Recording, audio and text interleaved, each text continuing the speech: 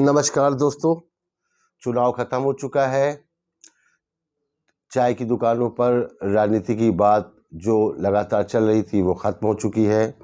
उत्तर प्रदेश में बीजेपी फिर से अपनी बहुमत वाली सरकार बनाने जा रही है।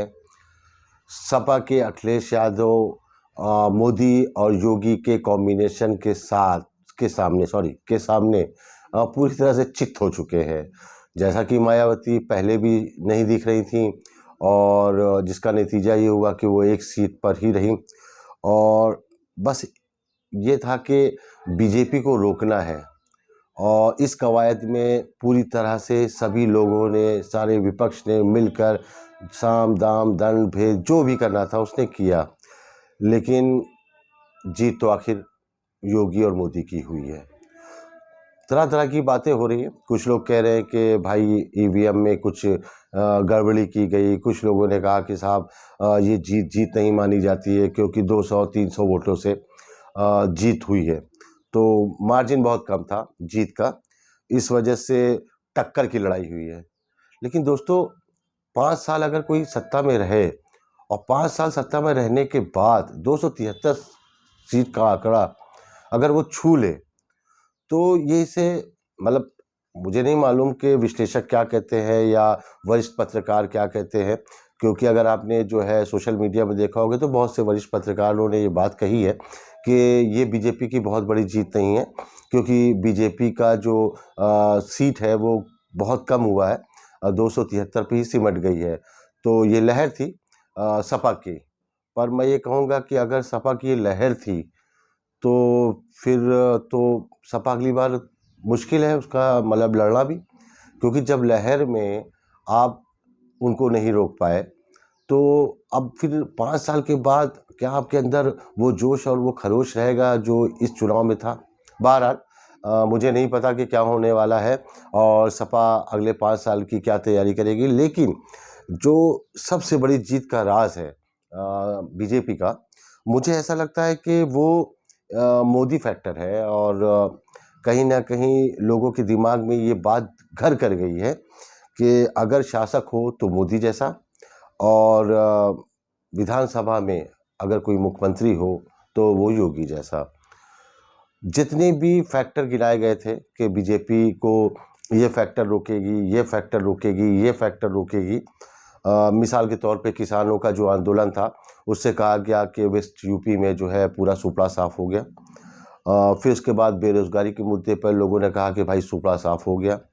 फिर लोगों ने कहा कि भाई कोरोना काल में तो बड़ी अव्यवस्था देखी गई है, गंगा जी में जो है लाशें बह रही थी।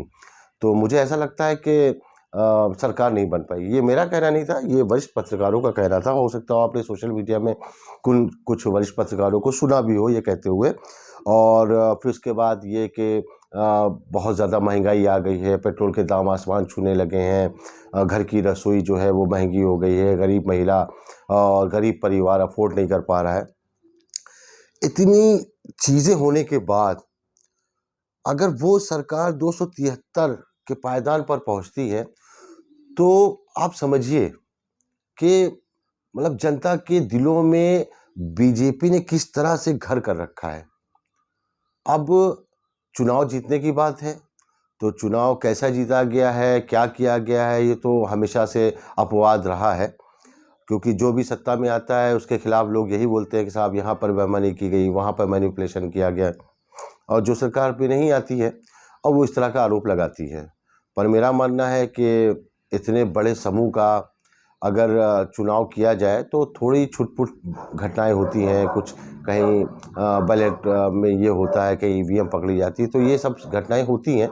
जब हम एक छोटा सा एग्ज़ाम एक छोटे से कॉलेज में बिना नकल के नहीं कंडक्ट करवा पाते हैं, तो यूपी में इतनी बड़ी विधानसभा होने के बावजूद अगर थोड़ी बहुत घटनाएं होती है तो इसे इग्नोर मार देना चाहिए।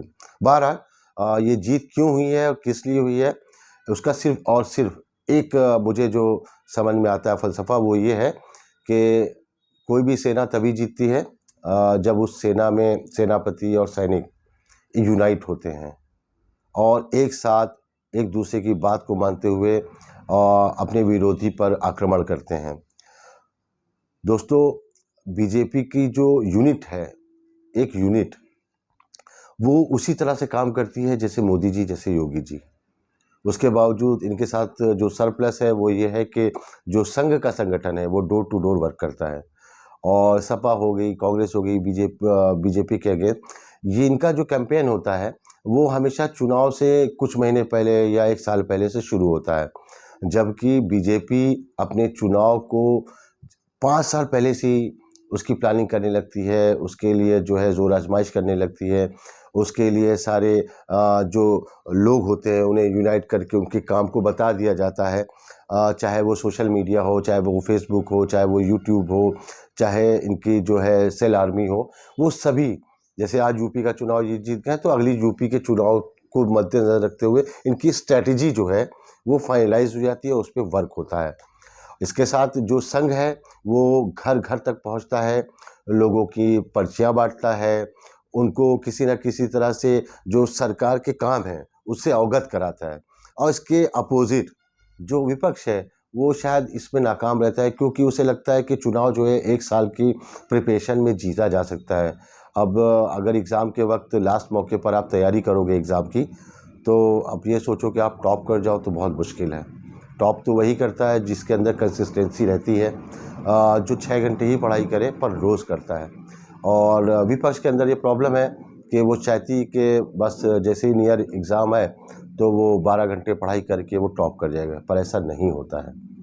क्योंकि ये चुनाव, इसमें आपके कार्यकर्ताओं को ये देखना चाहिए कि जो आपकी लीडरशिप है वो डाउन टू अर्थ है, वो ज़मीन पर है और वो शुरू से वर्क कर रही है। तो इससे क्या होता है कि आप जो है विपक्ष जो एक साथ जब आता है और जब आप डोर टू डोर कैंपेन करते हैं, लोगों के बीच उठते हैं, बैठते हैं, लोगों को आप बताते हैं कि सरकार ने ये सही किया है या गलत किया है, तो उसका 5 साल के बाद आपको बेनिफिट मिलता है। और चूँकि आप काम करने के वक्त जब होता है तो आप बाहर टूर पे घूमने चले जाते हो, कार्यकर्ता जो है वो सुस्त पड़ा रहता है, वो इंतज़ार करता है कि अब कब चुनाव आएगा और कब हम जो है फिर बाहर निकलेंगे और जोश और खरोश के साथ जो है बीजेपी की सरकार को गिरा देंगे। पर ऐसा होता नहीं है। दोस्तों, अगर मेरा चैनल आपको पसंद आता हो तो प्लीज़ इसे सब्सक्राइब कीजिए, शेयर कीजिए और लाइक कीजिए और मुझे इजाज़त दीजिए।